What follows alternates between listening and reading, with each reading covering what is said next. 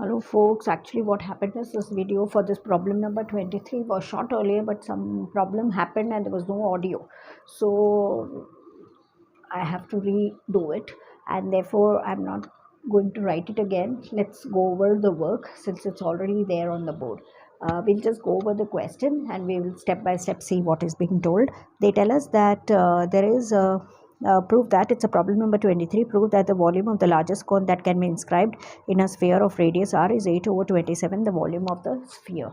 So it's a sphere that's given to us, and inside the sphere you're fitting in a cone, and it's being told that this cone is the largest cone. That means you have to show that the volume, they say that the volume, it's a volume on which they lay emphasis. You have to show that the volume of this cone that you have fitted is the largest that you have to show. So this is the kind of figure that you get. You have this big circle of radius r. Inside that we have fit a cone, and we have called the height of the cone as h and its radius as r, small h and small r. So that we assume that let h and r be the height and the radius of the cone.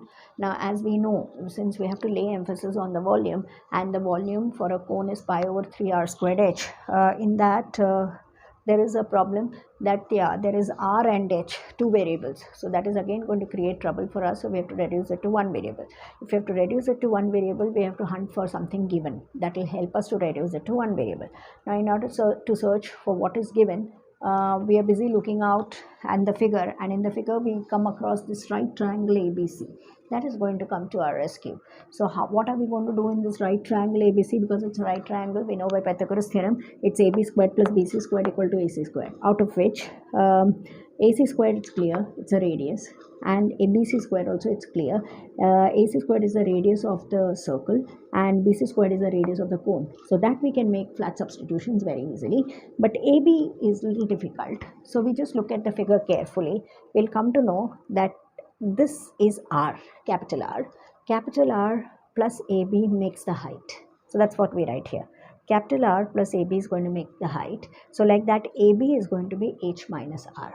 So we make that substitution here, that AB is H minus R the whole square plus R squared as R squared. So when we open this bracket up, a minus b the whole square, h squared minus 2hr plus r squared equal to the capital R squared, and the capital R squared from both sides, they are cancelling each other. We are left with r squared equal to 2hr minus h squared when we take it on the other side. Now we need this because we know our volume has got only two, it has got two variables which we cannot work with. We have to reduce it to one variable, and that's why we keep this substitution ready for us. And meanwhile we quickly switch over to the volume of the cone because we need the volume of the cone. Now the volume of the cone we all know is pi over 3 r squared h, where r and h, there are two variables. So we know we are going to reduce r squared in terms of 2hr minus h squared. We are making that substitution there instead of r squared. So this is the r squared which is getting substituted, and pi h over 3 is already there. We open up this bracket, so h multiplies with 2hr and you get 2h squared r minus h cube. That's what happens for the volume. Now since we have the volume now reduced to one variable, obviously it's our work to get the first derivative and the second derivative. We try to get the first derivative, we try to get the second derivative, and we are stop our work there, go and hunt for the critical point. So let dv over dh be equal to 0 in order to get the critical point.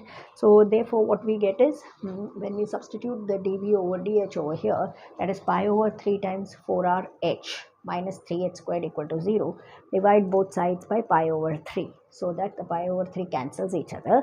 We are left with 4rh minus 3h squared equal to 0. We transpose terms, and when we transpose the term, we get 3h squared equal to 4rh, where there is a h common on both sides, so that gets cut, and you're left with h equal to 4r over 3. Actually that's your critical point, h equal to 4r over 3.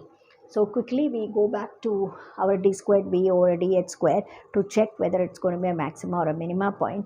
And after making substitutions, it is very clear to us that the overall value is negative. So because the value is negative, it is a point of maximum. So we say that maxima occurs. Now we have to again come back because we have only got the value of h. So we have to get the value of r from here. R squared is 2hr minus h squared. Use that and substitute the h value as 4r over 3 so as to get the value of r. you get the r squared value as 8r squared over 9 after you make the substitution. Now once you have got r squared and h, the question, why we had to do all this, because they have asked in the question that volume of the, show that the volume of the cone is 8 over 27 times the volume of the sphere. So you have to do that work. So for that, you know that the volume of the cone is pi over 3 r squared h. Get everything in terms of capital R. So you have the substitution made. You can take this 8 and 27 outside.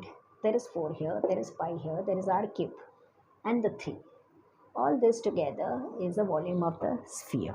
So therefore you have volume of the cone is 8 over 27 times the volume of the sphere, as what they have told us to prove. So that's the proof of this. We couldn't develop it because it was already done, and your technical glitches, they do happen. So we could just go over it. So that's pretty easy and pretty flowing kind of problem. So that's about showing this. With the next problem, we can meet in the next video. Thank you.